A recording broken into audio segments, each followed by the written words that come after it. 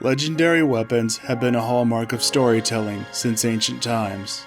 These mighty tools are said to have turned the tide in battles past, often with supernatural results.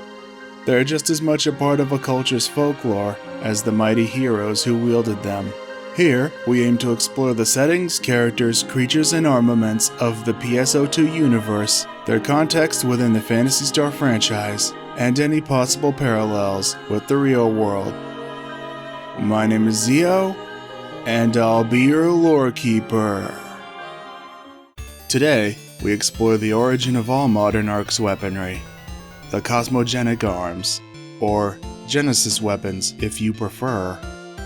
The most informed informants, Patty and Tia, tell us that all modern ARKS weapons are toned-down versions of these ancient arms. Long ago, a select group of photoners volunteered to infuse their life essence into a set of weapons.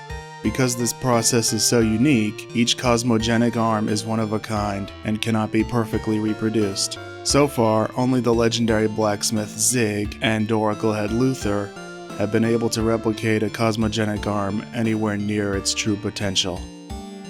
Despite their immense power, these legendary weapons are not bereft of their own horrifying side effects.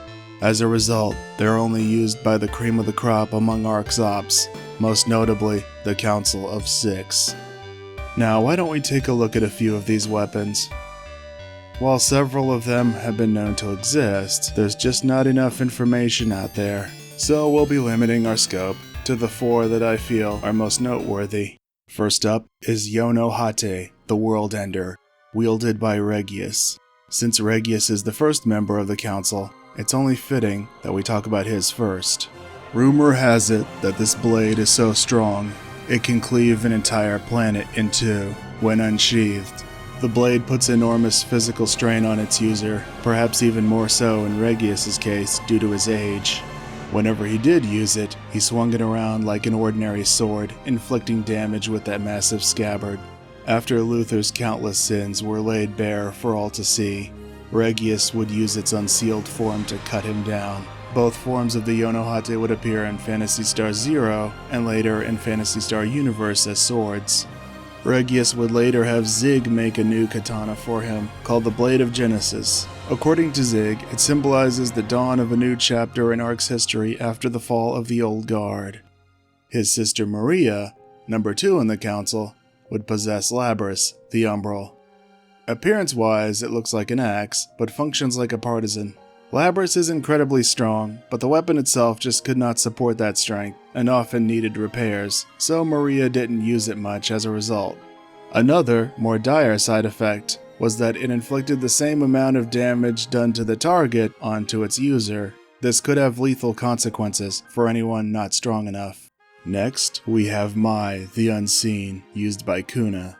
These twin daggers have the ability to sense photon signatures and turn the user invisible.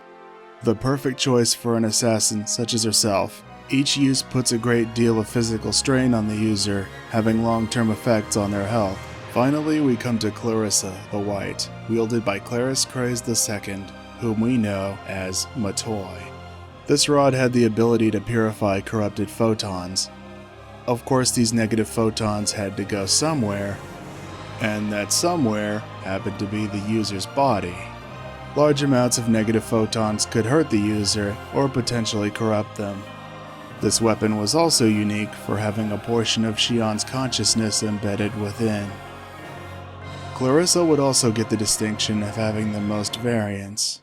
We have the Ivory Staff Clarissa Advent, which belonged to the original Clarisse Craze and considered one of the most powerful weapons out there. Luther would create his own derivative, called Clarissa II the Ashen, used by the current generation Clarisse Craze, which is almost on par with the original power-wise, but minus the photon purification aspect. After losing the original Clarissa, Zig would fashion a replacement for Matoi, just like he did for Regius. So these legendary weapons all seem to have a common thread. With great power comes great responsibility and great peril.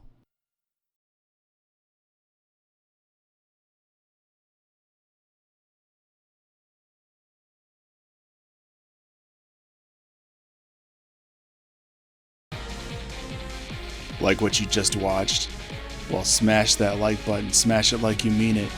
And if you haven't already, smash that subscribe button, and of course that notification bell, and of course share with your friends. That tells YouTube to put this content out in front of more people. Set that algorithm on fire. As always, thanks for watching.